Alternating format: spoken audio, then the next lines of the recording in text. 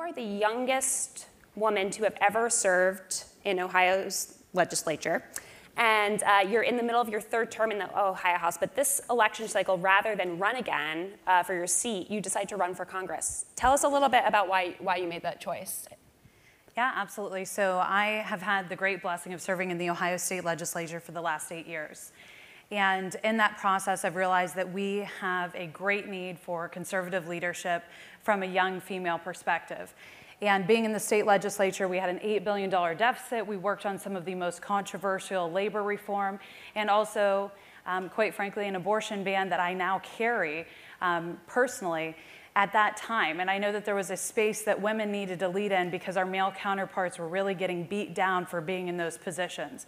And so I stepped up to the challenge, and I realized that we also need that same style of leadership within Congress.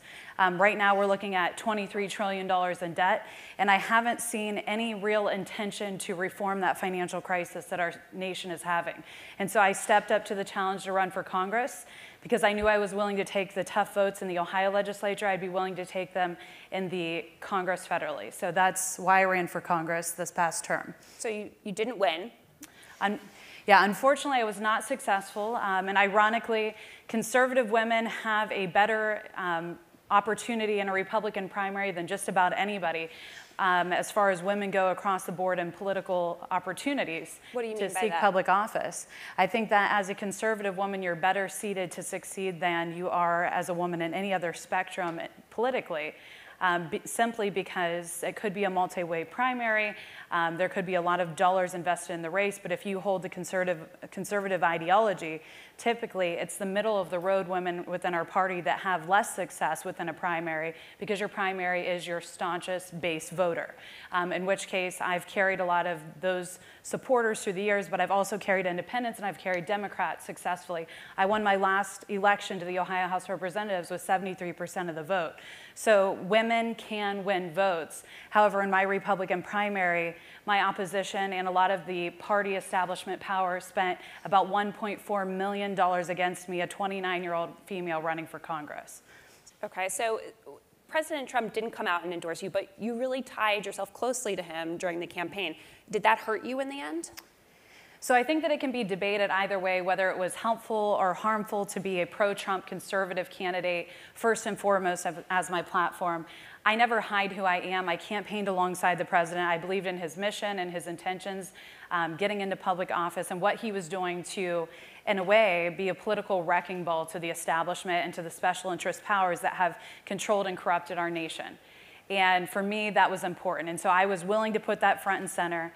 It proved very popular in the district. We had a lot of grassroots support because of it. We had more of a groundswell of grass supports than I would say our opposition did. But again, finances are so key in politics. And it's so unfortunate because somebody who comes from a blue-collar background like me and who has successfully served and legislated doesn't have the same opportunities as somebody who has direct strings to a purse. And that's what it really boiled down to in this congressional race. You had $1.4 million spent against me. There were outside interests coming in.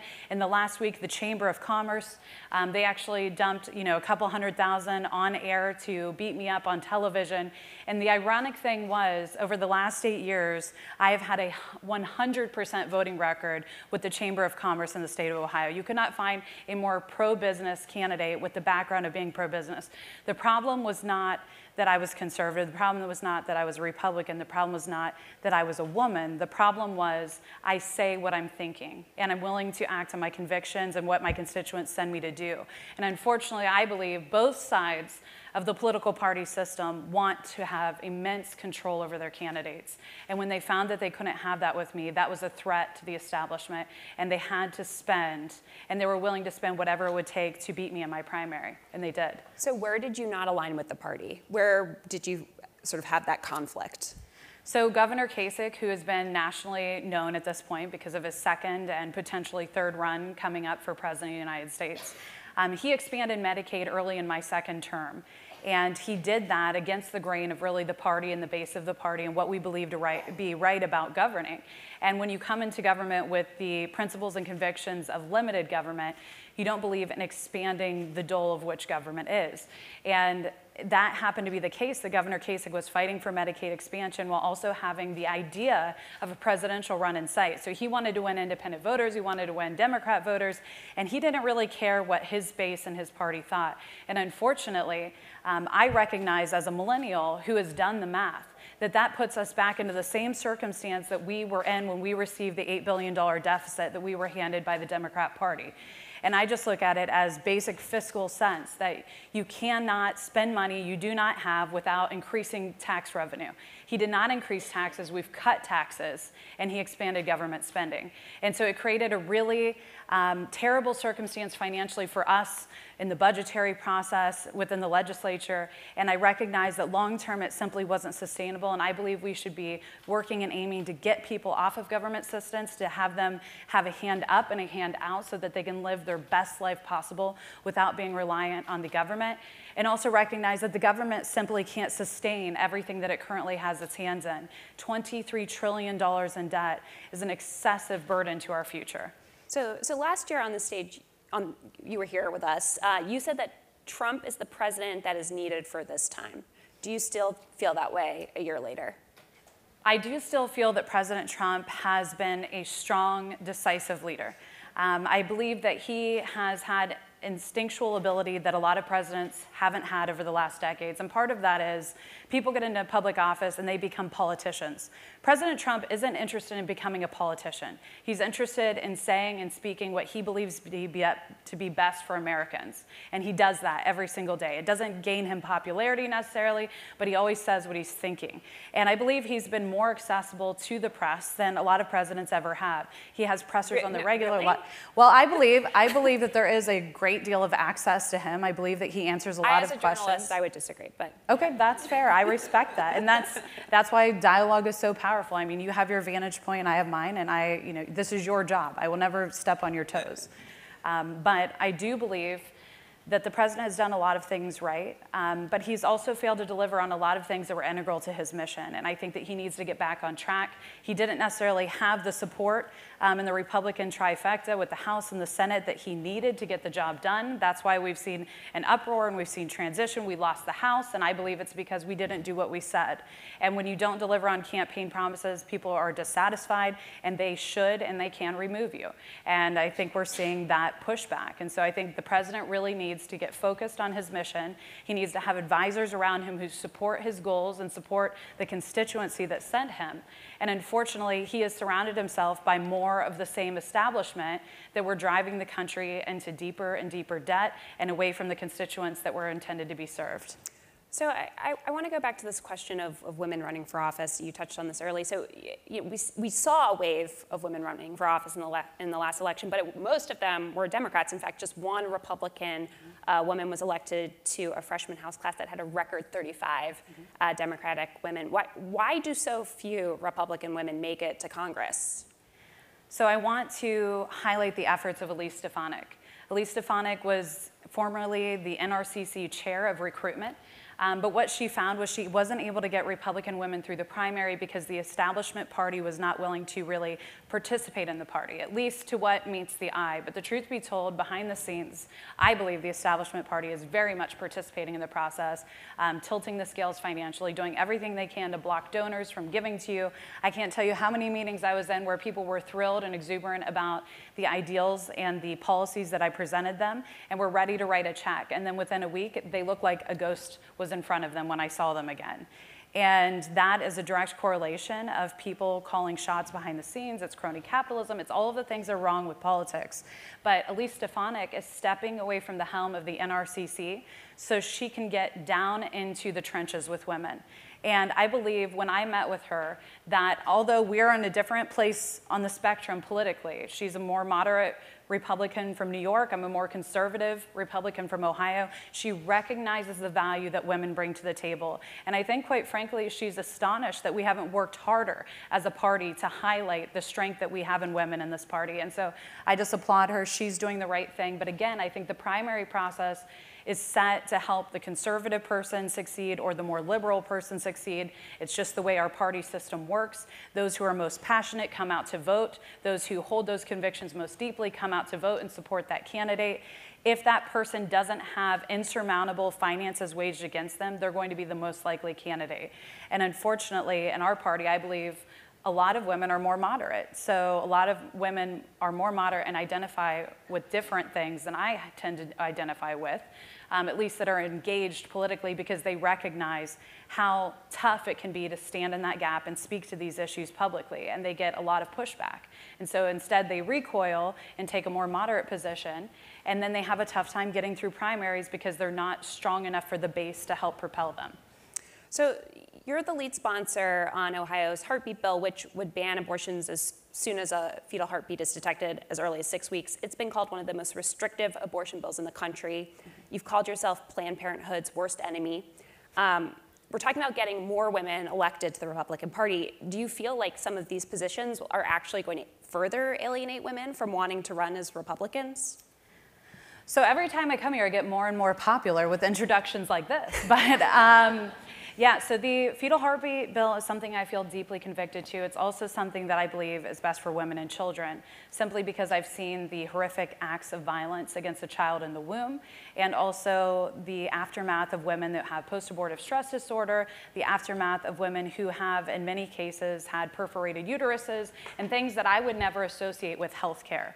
In fact, my brother, who is a paramedic in a really tough community in Columbus, Ohio, has transported women from abortion providers who refused to provide care to the next point of next best care for that particular patient when they were internally bleeding. So I have a lot of testimonies that I've heard over the last decade, and I still feel very strong about the position that I hold, because I believe that this is the question that will be posed to Roe v. Wade about the identity of the child in the womb. So if we have a beating heart, then certainly... So you're trying to challenge Roe v. Wade with this bill? Just keep getting more popular, yes. So this is, you know, this well, let's is... be blunt about what you're trying to do. Yeah. Right.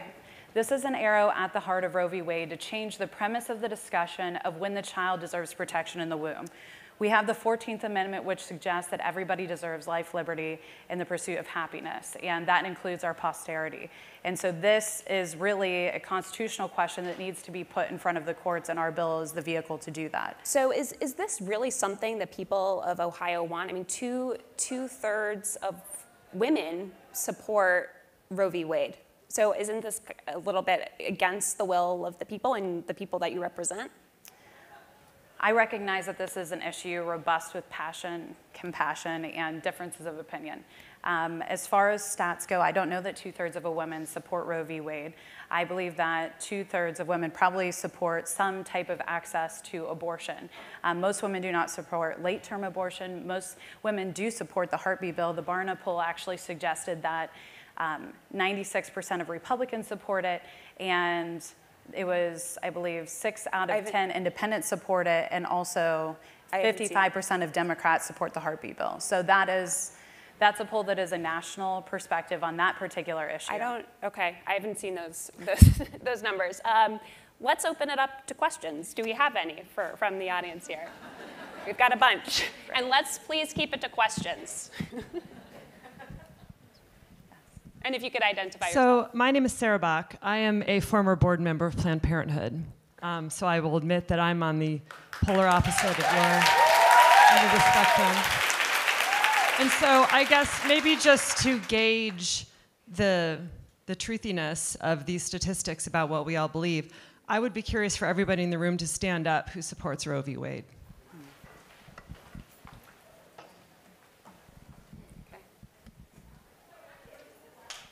Okay. I think, do we have we have a question there. Hi, I'm Virginia. First, I want to say thank you. You're courageous to come here today, recognizing this is an audience that has a lot of different opinions. Really? Thank you. I think that's worth saying. And as women, we are a tribe, and politics has now also become very tribal. And so I'm wondering, given your continued support for President Trump, how do you and other Republican women feel about his treatment of women, kind of your first tribe? So we had a similar question last year where the president was actually called a sexual assailant and other derogatory terms. And I would just simply state that I was watching a documentary while I was folding laundry about President Bill Clinton's interactions with Monica Lewinsky and the entirety of that chaos within the White House and the confines of the White House where we send people to be public servants. I said then, and I'll say it again, no person is perfect. And I don't believe that somebody should pay for the sins of their past time and time and time again. And I do believe this president has been beat up every day of his presidency since he walked through the door of the White House. As it relates to his treatment of women, I've never seen him treat Melania poorly. I've never seen Ivanka treated poorly. I've never seen the staffers treated poorly around him. And when I had the opportunity to meet him, he treated me with respect. And I even went so far as to say more respect than I've ever received from the Republican establishment party. And I said it because it was true. When I engaged with him at a local event in Stark County, again, I'm from a blue-collar background. I don't have a lot of money. My husband and I have car payments. We have tuition payments. We're just like everybody else. We're still renting a house to the point where we've paid off our tuition payments so that we can purchase our first home, feel like we're not completely swimming in debt. And when I met this president, he treated me like I was anyone else in the room, like I had something to offer, whether it was financially, intellectually, whatever that might be.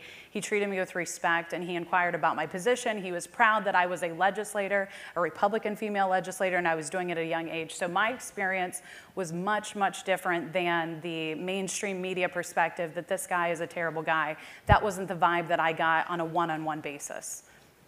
I've got a question over here. My name is Astha, and I'm part of the Zendesk team. I have a question actually similar to the one that was just asked to you, but I'm going to ask it again because I don't think we got the answer. At least I felt I didn't get the answer. So, just wanted to understand, because you've defended President Trump, and that's your position again. It's courageous for you to come here and, probably in front of a very liberal audience here. But I'd love to understand if you have any examples of what he has actually done for women. We've been here since yesterday talking about women empowerment, the progress we have made. And this morning, even from Anita Hill, we learned, while there's been progress, we continue to see people like Dr. Ford not getting justice, not getting heard. So I really want to understand if you have some tangible facts and examples that you can share on how you would defend President Trump. And I'll also make a comment. You said something about he's been, no, I think I just have to, that's a part of my question. Please let me say that. She's had enough time. Yes, we want to give her time to answer. Absolutely. And I think, he might be a great dad or, mentor or whatever. He's the president of the country, and they're different roles. So I would love to understand, what is he doing as the president? So I have no problem criticizing where criticism is due. I think that the president has room to grow professionally. I think that we can all agree on that, right? So, but then having said that, he has appointed women to top posts where it is historically unprecedented, both in the military, in his media correspondence. Look at Sarah Sanders. He just appointed the first African-American woman in a military position of its sort. So as far as supporting and promoting women, I have never seen him hold a woman back professionally. Now, I would also highlight the fact that the economy is the strongest than it has ever been, and that is not just good for men. The economy being strong is good for women. It is good for us, it is good for our children, it is good for our communities, it's good for our families. So I think that there is a lot that the president has done and has stood beside that has made us all stronger as Americans. So very quickly, want to end. You lost your primary. Your seat's up in the House, the State House. Are you going to run for office again? It is a possibility, but right now I'm working as an advisor on a group called Connect Our Kids to help eradicate issues that we have with our foster and adoption systems so we have better placement. I'm working with the life movement across the board, and I'm working to grow my own small business and work in my family's small heating and business as well. We will be public servants when our constituents call us to and when the time is necessary and needed. I always feel like my heart is in the public policy arena. I love making policy. I'm a wonk, if you will. I enjoy it. I love vetting testimonies. That's kind of a sad thing to be your hobby. But I actually really enjoy hearing the stories, the facts, the information presented by Ohioans and interested parties across the board. And so I will always be willing to be a public servant. But I recognize that there is a time and a season for everything. Right now I'm blessed with two beautiful twin sons who are 8 weeks old. I have a 3-year-old daughter We just had a birthday party this weekend, and I did it on no sleep, just like every mom in this room. I was pumping in the bathroom that wasn't even really for pumping moms while I was at the airport, trying to figure out how I was going to keep the milk cold while I was here, all to get back tomorrow to pick up my twin sons at the airport and go straight to the Capitol for votes. We're all balancing a great deal. Women need to stand together and recognize we have a lot of opportunities to strengthen each other and to help strengthen this nation, and I'll always be willing to be present in that conversation. Christina, thank you so much for speaking to this audience. Really, thank you.